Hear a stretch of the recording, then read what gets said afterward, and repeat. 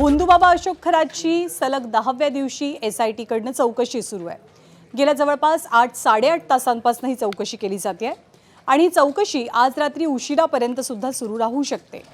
खरातची police कोठडी उद्या संपते आणि त्याची पुन्हा पोलीस कोठडी मिळावी यासाठी कोर्टात महत्त्वाचे पुरावे सादर करण्याच्या दृष्टीने आजची चौकशी महत्त्वपूर्ण मानण्यात येते।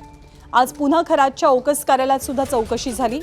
काही पीडित महिलांचे जबाब घेऊन महत्त्वाचे पुरावे गोळा करण्याच्या SITच्या कामाला आता वेग आलाय। यासोबत खरातचा सावकारी धंदा, हवाला रॅकेट याबाबत सुद्धा चौकशी सुरू झाली आहे। भोंदूबाबा अशोक खरातचं आंतरराष्ट्रीय कनेक्शन सुद्धा आता तपासलं जाण्याची शक्यता व्यक्त होतीये।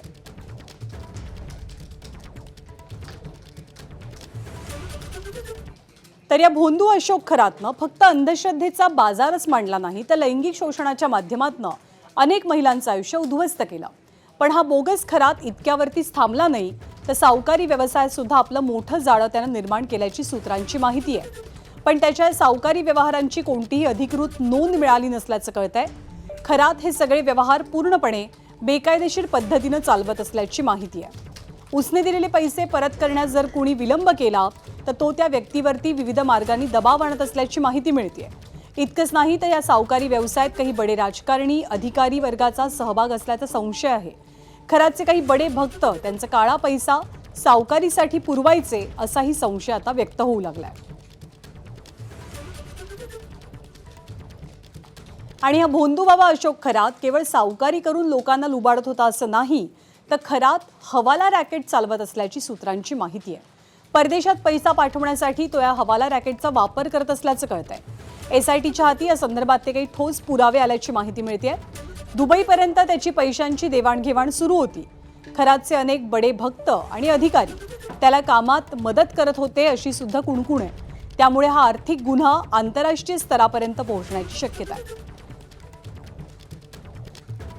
आणि या सगळ्या घडामोडींमध्ये खरातवरती गुन्हे दाखल होण्याचा सिलसिला सुरूच आहे। खरात प्रकरणी आता आणखी एका महिलेनं अत्याचाराचा गुन्हा नोंदवलाय। पतीसोबत वारंवार खटके उडायचे म्हणून संबंधित महिला तोडगा काढण्यासाठी खरातकडे गेली होती। खरातनं तिला बुलथापा मारत तिचा विश्वास संपादित केला। त्यानंतर 2024 सालच्या ऑगस्ट महिन्यात संबंधित महिला पतीसोबत खरातच्या कार्यालयात गेली असता तांब्यातलं पाणी पाजून तिच्यावर खरातनं लैंगिक अत्याचार केले।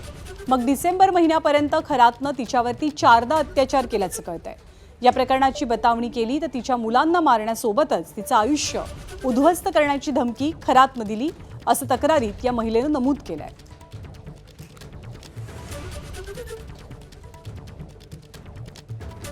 एकीकडे अशोक खरातवरती गुन्हे दाखल होत असताना खरातनं महिलांवरती केलेल्या अत्याचाराचे फोटो, व्हिडिओ सोशल मीडियावरती व्हायरल करणाऱ्यांची आता खैर नाहीये। पीडित महिलांचे फोटो आणि व्हिडिओ व्हायरल करणाऱ्या जवळपास 70 पेक्षा अधिक जणांवर सायबर पोलिसांनी गुन्हे नोंदवलेत। अशा पद्धतीचे बदनामीकारक फोटो किंवा व्हिडिओज व्हायरल करू नका असं आवाहन राज्याचे मुख्यमंत्री देवेंद्र फडणवीसांनी केलंय।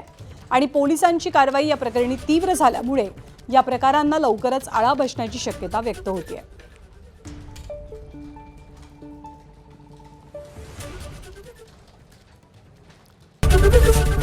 ABP माझा, उघडा डोळे बघा नीट।